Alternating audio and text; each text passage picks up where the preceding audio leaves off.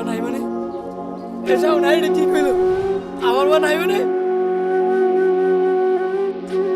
ক্যামেরার পেছনে ক্লান্তিহীন ছুটে চলা আর স্ক্রিনের সামনে কোটি মানুষের ভালোবাসা। একটি নিখুঁত কন্টেন্ট উপহার দিতে কন্টেন্ট ক্রিয়েটরদের পার করতে হয় এক দীর্ঘ ও জটিল প্রক্রিয়া। শুটিং, লাইটিং থেকে শুরু করে ভয়েস ওভার এবং এডিটিং, পুরো একটি টিমের দিনের পর দিন খাটুনির পর তৈরি হয় এক একটি জনপ্রিয় ভিডিও কন্টেন্ট। আমার মা অনেক কই কই। কিন্তু এই চেনা পরিশ্রমে আচমকাই যেন ভাগ বসিয়েছে কৃত্রিম বুদ্ধিমত্তা বা এআই। এখন আর বিশাল টিম বা দামি ক্যামেরার প্রয়োজন হচ্ছে না, কেবল টেক্সট প্রমোট বা কয়েকটি ক্লিকের মাধ্যমেই তৈরি হচ্ছে চোখ ধাঁধানো সব ভিজুয়াল।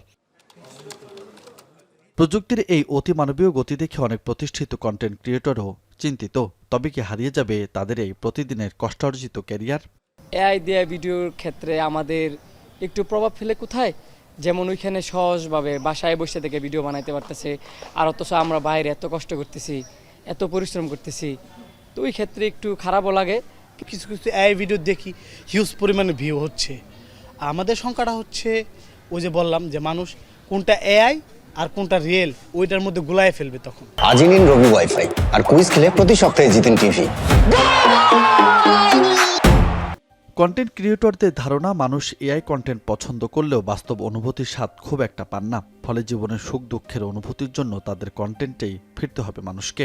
একটা ছবি যদি আপনি কার্টুন দিয়ে তৈরি করেন তাহলে ছবিটা পুরোটা দেখবে না মানুষ, মানে হয়তো বাচ্চারা দেখবে, যারা বড় বড় আছে, আপনাদের মতো বয়সের আছে বা আমাদের মতো বয়সের আছে, তারা কিন্তু দেখবে না। সবাই একটু রিয়েলিস্টিক বেশি পছন্দ করে। এখন এর যুগটা যত চলতেছে একটা সময় মনে হয় না যে থাকবে, কারণ মানুষ রিয়েলটা ভালোবাসবে বেশি। আমরা হয়তো বা এআইয়ের মাধ্যমে কন্টেন্ট তৈরি করব, কিন্তু এআই কখনো আমাদের জায়গাটা নিতে পারবে না। যদিও বিশেষজ্ঞরা বলছেন এআই কন্টেন্টকে সম্ভাবনায় রূপ দেওয়া সম্ভব, তবে নতুন প্রযুক্তি হিসেবে কৃত্রিম বুদ্ধিমত্তা আর বাস্তবতার সংযোগ ঘটাতে পারলেই আগামীতে মিলবে সাফল্য। ধরেন আপনি যে কোনো একটা ভালো স্থানে গেলেন, ওইটার কোনো ড্রোন শট আপনার নাই, ড্রোন শট নিতে পারছেন না, তখন আপনি এআই ব্যবহার করে ওই ড্রোন শটগুলো নিতে পারছেন। ঠিক আছে, সো সামনে এআই প্রতিটা কন্টেন্টেই মানুষ ব্যবহার করবে। তো অবশ্যই ভবিষ্যতে এআই কন্টেন্ট ক্রিয়েশন করা বা এআই কন্টেন্ট ক্রিয়েটরদের বিস্তার অনেক অনেক অংশে বেড়ে যাবে। একজন মানুষ তিনি কন্টেন্ট তৈরি করছেন এবং একই সঙ্গে তিনি এআই থেকে আউটপুট নিচ্ছেন। কখনো আমরা এআই থেকে কিছু ভয়েস তিনি দিচ্ছেন, কখনো এআই ক্যারেক্টার দাঁড় করাচ্ছেন এবং একই সঙ্গে তিনি ম্যানুয়ালি কাজটা করছেন। এই দুটো সমন্বয় যারা করতে পারছেন তারাই আসলে মূলত ভালো করছেন। যদিও এখনই এআই কন্টেন্ট ক্রিয়েশনে খুব একটা সুখবর মেলেনি, আছে মনিটাইজেশনে জটিলতা। ফলে ক্যারিয়ার হিসেবে এআই কন্টেন্ট ক্রিয়েশনের সিদ্ধান্ত সাফল্য ও বিপদ দুটোই ডেকে আনতে পারে। এআই ভিডিওতে মনিটাইজেশন না দেয়, সেক্ষেত্রে যারা ম্যানুয়ালি কন্টেন্ট ক্রিয়েট করে তাদের জন্য কোনো সমস্যা তৈরি হবে বলে আমি মনে করি না।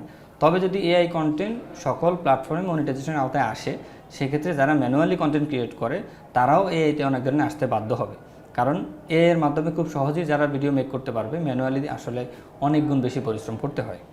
কন্টেন্ট ক্রিয়েশনে এআই এর জোয়ারে বড় চ্যালেঞ্জ হবে ডিপফেক, ফেক নিউজ এবং কপিরাইট জটিলতা।